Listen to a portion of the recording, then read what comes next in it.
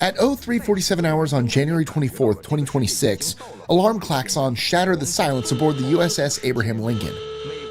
Deep within the Combat Information Center, radar operators watched in disbelief as multiple missile signatures appeared on their screens.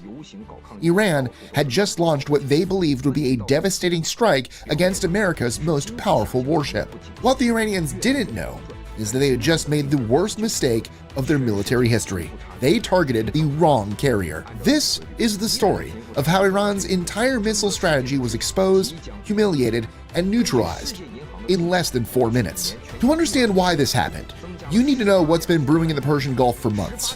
When the USS Abraham Lincoln arrived in the region in September 2025, it wasn't a routine deployment. The carrier strike group was responding to escalating Iranian aggression. For years, Iran had been building what they called the carrier killer arsenal. Hundreds of ballistic missiles, cruise missiles, drones, all designed for one purpose: to sink an American supercarrier.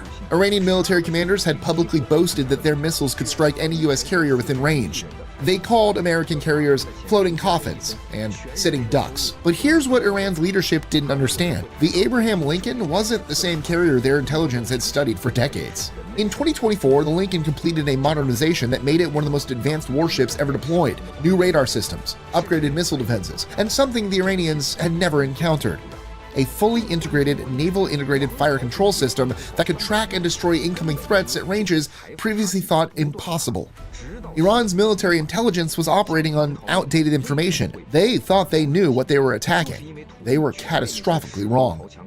The Iranian Revolutionary Guard Corps had been waiting for this moment. For months, they had tracked the Lincoln's movements. They had positioned their missile batteries along the Strait of Hormuz. They had practiced this exact scenario hundreds of times. Their plan was sophisticated, at least by Iranian standards. First, they would launch a wave of decoy drones to overwhelm the carrier's radar. Then, in the chaos, they would fire their most advanced ballistic missiles, the Fateh 110 and the newer Desfur missiles, capable of reaching speeds of Mach 4. The Iranians believed they had cracked the code. They calculated that even American defenses couldn't stop this many incoming threats simultaneously. But there was a fatal flaw in their thinking. The USS Abraham Lincoln wasn't alone. It was the centerpiece of Carrier Strike Group 3, which included the guided missile cruiser USS Mobile Bay, equipped with 122 vertical launch cells loaded with SM-2 and SM-6 missiles, the most advanced ship-based anti-ballistic missile system in the world. The destroyers USS Fitzgerald and USS Sampson, each carrying 96 additional launch cells. And lurking somewhere beneath the Gulf's surface, 2 Virginia-class attack submarines capable of tracking and neutralizing any threat before it even launched. The Iranians thought they were attacking a carrier. They were attacking a floating fortress surrounded by the most sophisticated defensive network ever assembled. At 03:43 hours, Iranian forces began their assault. Radar stations aboard the Lincoln detected the first wave, 23 Shahed 136 drones launched from positions along the Iranian coast. In the Combat Information Center, the tactical action officer made a call that would prove decisive: engage with secondaries, save the standards for the ballistic threats. The Lincoln CIWS phalanx systems, those white dome-shaped guns you see on Navy ships, spun up to 4,500 rounds per minute. The destroyer's 5-inch guns began coordinated fire. Within 90 seconds, every drone was destroyed, but this was just the opening act. At 03:45, the main event began. Iranian ballistic missile batteries in the Zagros Mountains lit off. 8 Desful missiles, each carrying a 450-kilogram warhead, arced into the night sky at Mach 4. Simultaneously, mobile launchers near Bandar Abbas fired a salvo of 6 Fateh 110 missiles, 14 missiles, all heading toward the USS Abraham Lincoln. This was Iran's Sunday punch, their best shot, everything they had practiced. And here's where everything went wrong for Tehran. The Aegis combat system aboard the Mobile Bay had been tracking the Iranian missile batteries for hours. The moment those missiles launched, the system had firing solutions. "Vampires, vampires, vampires, 14 inbound," called out the radar operator. The response was instant and overwhelming. USS Mobile Bay launched 8 SM-6 missiles. These aren't ordinary interceptors. They can engage ballistic missiles at ranges exceeding 150 miles and can be retargeted mid-flight. USS Sampson and USS Fitzgerald each launched 4 SM-2 Block 4 missiles as a secondary layer. But the US Navy wasn't taking any chances. Something the Iranians had never anticipated then happened. The Lincoln launched 2 EA-18G Growler electronic warfare jets that had been airborne as part of a routine combat air patrol. These aircraft carry the most sophisticated jamming equipment in the world. As Iranian missiles screamed toward their target, their guidance systems suddenly went haywire. GPS signals jammed, terminal radar seekers blinded by electronic noise. Of the 14 missiles Iran launched, 8 were destroyed in the boost phase by SM-6 interceptors before they even reached maximum altitude. 4 lost guidance and tumbled into the Gulf. 2 were engaged by SM-2 missiles in the terminal phase.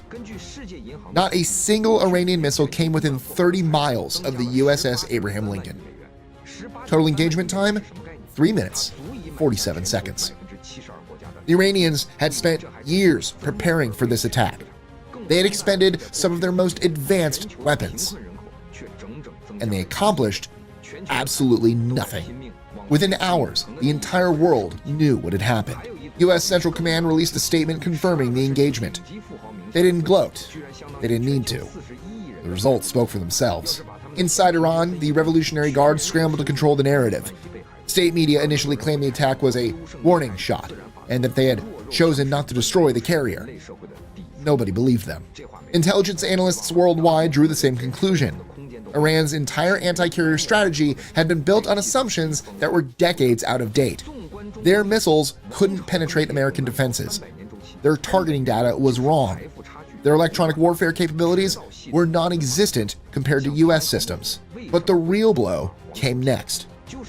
In the 72 hours following the failed attack, U.S. submarines tracked every Iranian naval vessel that left port. B-2 bombers from Diego Garcia flew deterrence missions over the Gulf. And the USS Abraham Lincoln? It continued its patrol as if nothing had happened. The message was clear. You took your best shot.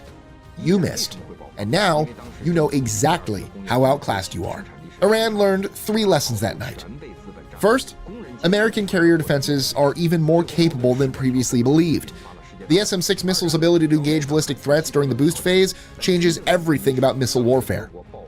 Second, electronic warfare has become a decisive factor.